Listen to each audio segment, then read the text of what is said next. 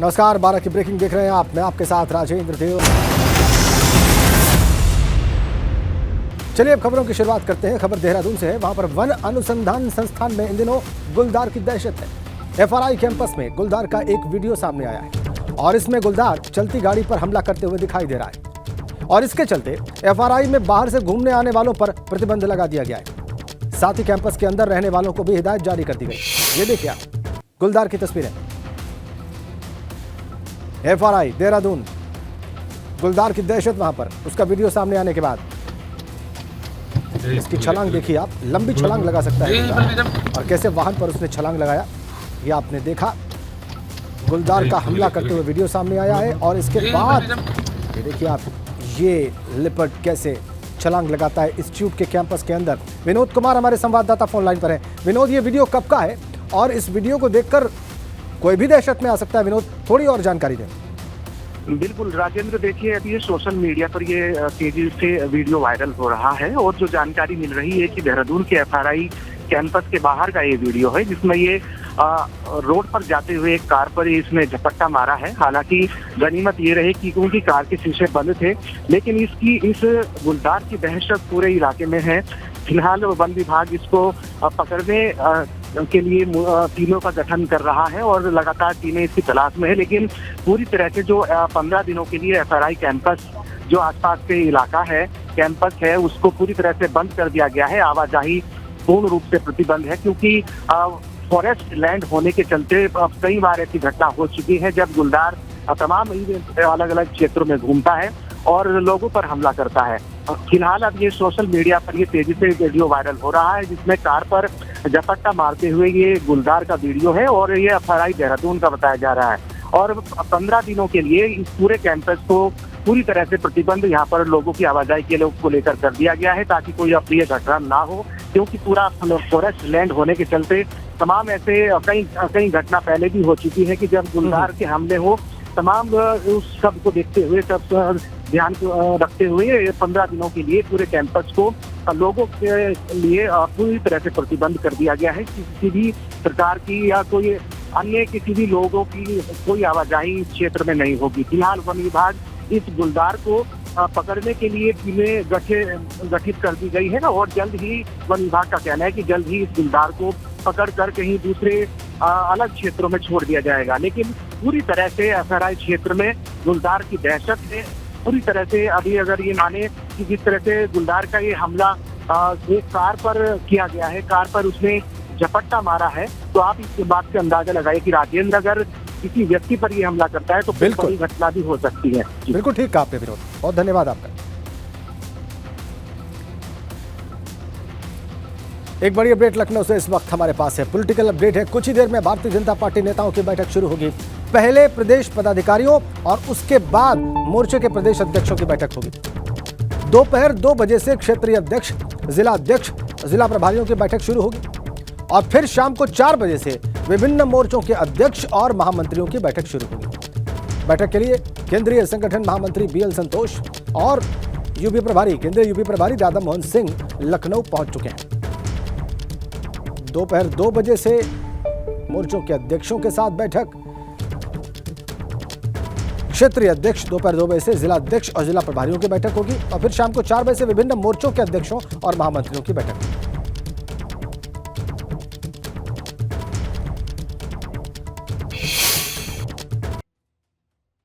निकाय चुनाव से लेकर लोकसभा चुनाव तक उत्तर प्रदेश में किस तरह से जगह जगह कमल खिलाया जाए, इसे लेकर आज से उत्तर प्रदेश भाजपा में महामंथन शुरू होगा।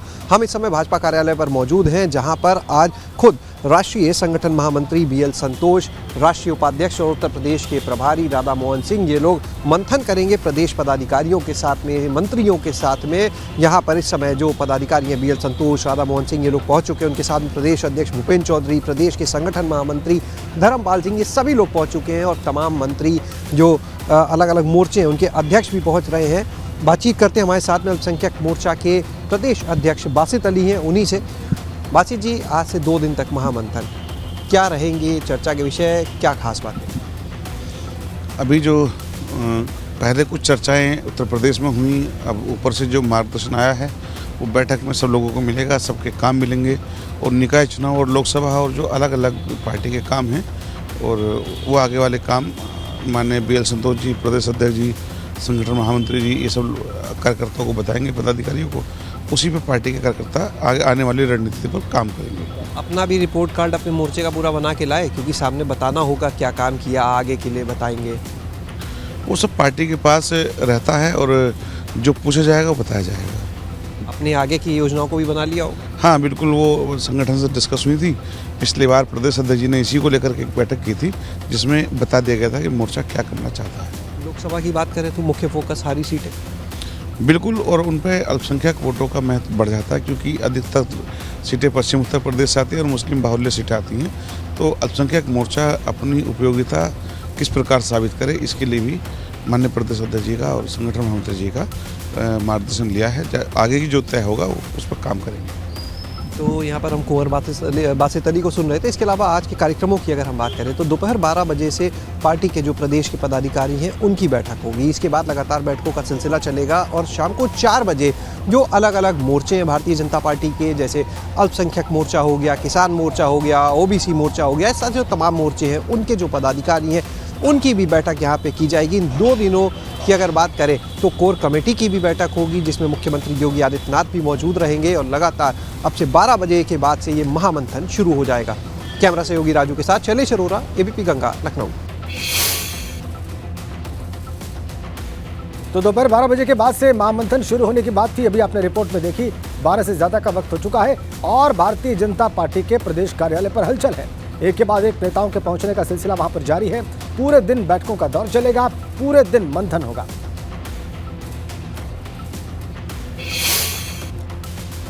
एक और बड़ी अपडेट आपको दे दें, निकाय चुनाव पर बहुत जल्द सुनवाई के लिए सुप्रीम कोर्ट तैयार हो गया है। बुधवार को इस मामले की सुनवाई होगी। सॉलिसिटर जनरल तुषार मेहता ने जल्द सुनवाई की मांग की थी कोर्ट के सामने। यूपी सरकार ने हाईकोर्ट के फैसले पर रोक लगाने की मांग की है और हाईकोर्ट ने बिना OBC आरक्षण चुनाव कराने के आदेश दिए थे। उसके बाद लखनऊ बेंच ने जो तत्काल नोटिफिकेशन जारी करने के लिए कहा था, चुनाव कराने को कहा था, उसके खिलाफ SLP लेकर प्रदेश सरकार सुप्रीम कोर्ट पहुंची है। आज कोर्ट खुलते ही सॉलिसिटर जनरल तुषार मेहता ने कोर्ट के सामने इस बात को मेंशन किया और फिर बुधवार को सुनवाई की तारीख तय हो गई। Chief justice of India DY Chandrachud जजों की बेंच का गठन करेंगे और वही बेंच बुधवार को इस मामले की सुनवाई करेगी। अभी तक सिर्फ सरकार हाईकोर्ट के फैसले के खिलाफ सुप्रीम कोर्ट पहुंची।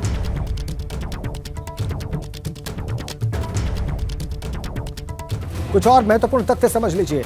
आज जो सुप्रीम कोर्ट में हुआ उससे जुड़े हुए 4 जनवरी को यानी कि परसों बुधवार को सुप्रीम कोर्ट में सुनवाई होगी। यूपी सरकार की याचिका पर जो SLP है, स्पेशल लीव पिटीशन, उस पर सुप्रीम कोर्ट सुनवाई के लिए तैयार हो गया है। बुधवार को यह सुनवाई होगी। लखनऊ बेंच जो है इलाहाबाद हाई कोर्ट की, उसके फैसले को योगी सरकार ने सुप्रीम कोर्ट में चुनौती दी है। बिना OBC आरक्षण के निकाय चुनाव के फैसले को देश की सबसे बड़ी अदालत में चुनौती दी गई है और यूपी सरकार ने हाईकोर्ट के फैसले पर तत्काल रोक लगाने की मांग की है। यूपी सरकार ने OBC आरक्षण पर आयोग गठन करने की जानकारी भी सुप्रीम कोर्ट को दी है और OBC आरक्षण के लिए 5 सदस्यीय आयोग का गठन हुआ है, यह भी कोर्ट को सूचित किया है। सॉलिसिटर जनरल तुषार मेहता ने यूपी सरकार का सुप्रीम कोर्ट के सामने पक्ष रखा है और यूपी सरकार का दावा है कि बिना OBC आरक्षण के चुनाव नहीं कराएंगे। यही दावा लेकर सुप्रीम कोर्ट के सामने पहुंची है प्रदेश सरकार। अब बुधवार को इस मामले की सुनवाई होगी, तारीख 4 जनवरी। बेंच का गठन करेंगे भारत के मुख्य न्यायाधीश। देखना यह भी दिलचस्प होगा कि क्या वो स्वयं इस मामले की सुनवाई करते हैं या अन्य जजों की बेंच गठित करते हैं।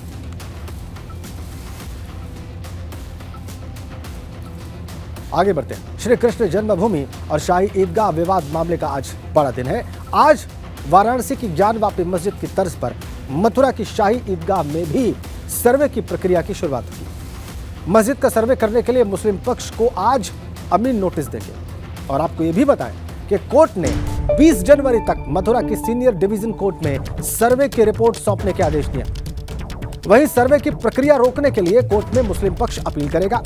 और आपको साथ में ये बता दें कि शाही ईदगाह मस्जिद के नीचे भगवान का गर्भगृह होने का हिंदू पक्षकार दावा कर रहे हैं। हिंदू पक्षकारों का मानना है कि दीवारों पर मिले स्वास्तिक चिन्हों से यह प्रतीत होता है कि यहां मंदिर है और इसके लिए इसका सर्वे आवश्यक है। पूरा मामला श्री कृष्ण जन्मभूमि की 13.37 एकड़ भूमि के सर्वे को लेकर है।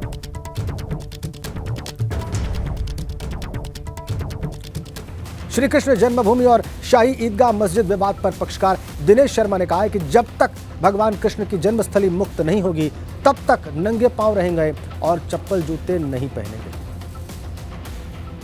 हमारे साथ हैं दिनेश शर्मा। आप बताइए, तो ये कितने साल हो गए आपको, आप ऐसी बिना चप्पलों के बिना जूतों के चल रहे हैं? हमने 18 महीने पहले संकल्प किया था कि जब तक इस औरंगजेब के पाप को, इस कलंक की निशानी को माननीय न्यायालय के द्वारा इसको हटवा नहीं देंगे ईदगाह को, तब तक हम जूते चप्पल नहीं पहनेंगे।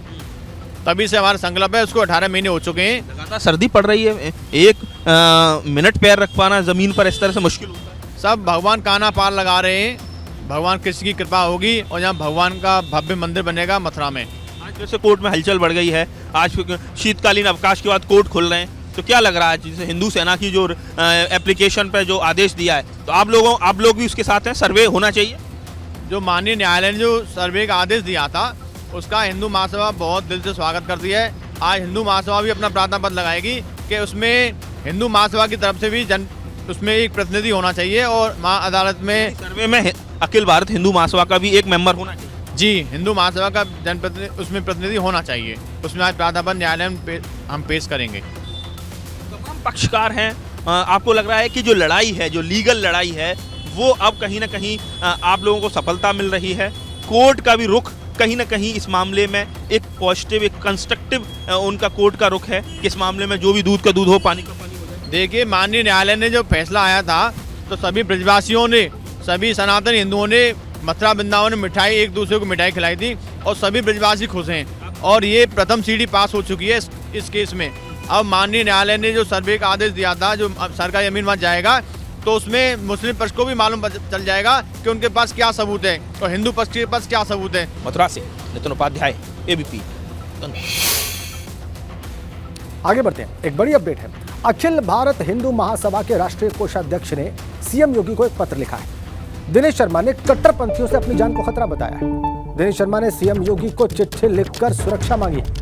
श्री कृष्ण जन्मभूमि के पक्षकार हैं दिनेश शर्मा और अभी आप उनकी बात भी सुन रहे थे। चिट्ठी लिखी है उन्होंने मुख्यमंत्री योगी आदित्यनाथ को, अपनी जान को खतरा बताया है उन्होंने चिट्ठी के माध्यम से और चिट्ठी के जरिए सुरक्षा की मांग की है।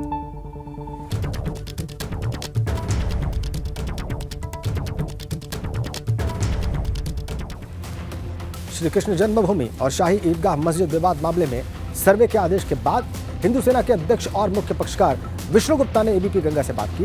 उन्होंने कहा कि सर्वे का आदेश ही उनकी पहली सफलता है। लग रहा है आप इसको एक बड़ी जीत देख रहे हैं, क्योंकि अब एक कदम आप आगे बढ़ चुके हैं। ये हिंदुओं की एक बड़ी जीत की ओर एक कदम है और ये बड़ी जीत को हम समझ सकते हैं कि पहली बार कम से कम कुछ स्टेप आगे बढ़ी कोर्ट। ये सर्वे का काम रहा है वाराणसी में जैसे ज्ञानवापी मस्जिद में सर्वे हुआ था, ऐसे ही सर्वे हो पाएगा? सर्वे ऐसा ही होगा क्योंकि वो भी सर्वे लीगल था, आपने देखा, उसको सुप्रीम कोर्ट ने भी नहीं रोका। वैसे ये कहीं पे भी चले जाएं, ये सर्वे नहीं रोकने वाला। ये एकदम लीगली कानून के तहत सर्वे हो रहा है और सभी साक्ष्य, सभी पक्ष कानून में जज साहब ने ध्यान में रखते हुए ये आमीन सर्वे का आदेश दिया है। तो इसमें कहीं किसी को हड़बड़ी और आदेश के खिलाफ हंगामा मचाने की ज़रूरत नहीं है। तो आज अमीन जो मुस्लिम पक्ष है उनको नोटिस तामील कराएगा कि हमें सर्वे करना है। तो क्या लग रहा है, मुझे लग रहा है जो सूचना मिल रही है कि मुस्लिम पक्ष ऑब्जेक्शन दाखिल कर रहा है कि ये सर्वे कानून संगत नहीं है, धर्म विरुद्ध है पूरी तरह से। तो इसको लेकर क्या कहते हैं? ऐसा है, लग रहा है उनको कानून की जानकारी नहीं है। आमीन सर्वे ऐसे ही होता है, शुरुआती स्टेज होती है केस की। हम जिस चीज़ के लिए हम केस फाइल कर रहे हैं, भाई कोर्ट भी तो देखे कि वो उस मामले में सारा विवाद क्या है, कितनी भूमि किसके पास है, कितनी भूमि कितना है, क्या सर्वे पे क्या मौजूद है, मौके पर क्या बना हुआ है, कहाँ मजार बनी हुई है, कहाँ क्या बना हुआ है। हमने इसकी भी मांग की कि सर्वे होना चाहिए, आमीन सर्वे, और साथ साथ हमने वहाँ स्टे की भी मांग की कि जब तक कोर्ट की प्रक्रिया चले तब तक वहाँ कोई भी नया निर्माण न हो। भारत जोड़ो यात्रा में शामिल होने के लिए वाराणसी से कांग्रेसियों का जत्था रवाना हो गया है। कल गाजियाबाद के लोनी बॉर्डर से कांग्रेस की भारत जोड़ो यात्रा का दूसरा चरण शुरू हो रहा है और जत्थे का नेतृत्व कर रहे हैं कांग्रेस नेता अजय राय। उन्होंने एबीपी गंगा से बातचीत में कहा कि हम लोगों से जो बन पड़ेगा यात्रा को समर्थन में करेंगे। जो बिखरे लोग हैं उनको एक जगह लाने के लिए यात्रा है। भारत जोड़ो यात्रा के लिए कांग्रेसियों का जत्था रवाना हो रहा है। कांग्रेस नेता अजय राय जी रवाना हो रहे हैं। आप तो कितना जोश, कितना उत्साह, क्या करना? देखिए, ऐसा है, राहुल जी की भारत जोड़ो यात्रा जो उन्होंने कन्याकुमारी से कश्मीर तक निकाला है, उसमें हम सब लोगों से जो हो सकेगा, जो बन पड़ेगा, पूरी ताकत के साथ कांग्रेस पार्टी, कांग्रेस के कार्यकर्ता और आमजन उस यात्रा को समर्थन कर रहे हैं। हम लोग बाबा विश्वनाथ से प्रार्थना करके चल रहे हैं, महादेव से, कि उनकी यात्रा सफल हो। जो उनका उद्देश्य है भारत जोड़ो, तो जो बिखरे लोग हैं, जो डरे लोग हैं, जो सहमे लोग हैं, उनको एक जगह मजबूती के साथ राहुल जी के नेतृत्व में खड़े होने का अवसर मिले, राहुल जी नेतृत्व करें, यही बाबा विश्वनाथ से हम लोग कामना करते हैं। एक बार और पूछूंगा कि जिस तरह से तमाम तरह की बातें हो रही हैं भारत जोड़ो यात्रा, तो कहीं ना कहीं वरुण गांधी के बारे में भी चर्चाएं हो रही हैं, लेकिन एक और अगर वो हैं और दूसरी ओर दीपक सिंह भी हैं, तो कैसे जोड़ने की कवायद होगी या विरोध, या क्या इसको हम कैसे लें? सब लोग एक परिवार की तरह हैं। दीपक जी अपने सम्मानित एमएलसी रहे, वो परिवार के सदस्य की तरह हैं, और वरुण जी परिवार के, उनके एक भाई के परिवार संजय जी के बेटे हैं। तो मैं समझता हूँ कि परिवार में कोई कहीं पर कोई बात नहीं, सब लोग एकजुटता के साथ काम करेंगे। जो संगठन का निर्णय और सबकी डिमांड है कि राहुल गांधी जी अमेठी का चुनाव लड़ें, क्योंकि बार बार मैं ये बात कह रहा हूँ, जो अमेठी की जनता की हार हुई है उसको जनता, वहाँ की जनता पचा नहीं पा रही है, उसका जवाब जरूर देगी। और एक बड़ी अपडेट प्रयागराज से इस वक्त हमारे पास। माघ मेले की तैयारियां वहां पर तेज हो गई हैं। अखाड़े के महामंडलेश्वर और संत पहुंचने लगे हैं मेले में। ताजा अपडेट प्रयागराज से। किन्नर अखाड़ा के आचार्य महामंडलेश्वर स्वामी लक्ष्मी नारायण आज वहां पर प्रवेश करेंगे। किन्नर अखाड़े के संत माघ मेले में कल्पवास करेंगे और अखाड़े के अन्य संत भी शाही अंदाज में आज शाम तक वहां पर प्रवेश करेंगे। माघ मेले की शुरुआत देखिए प्रयागराज, ये बहुत ही महत्वपूर्ण ये आयोजन धार्मिक दृष्टि से।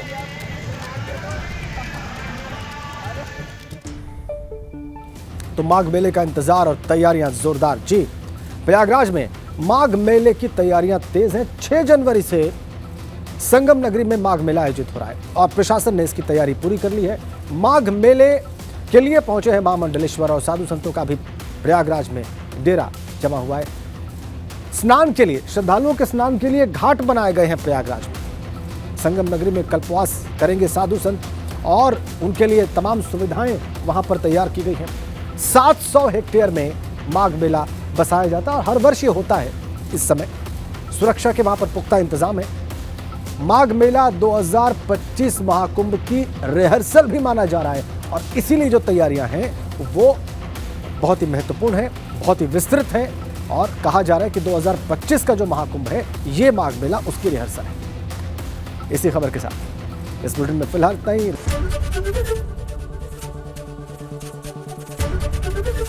एबीपी गंगा, खबर आपकी, जुबान आपकी।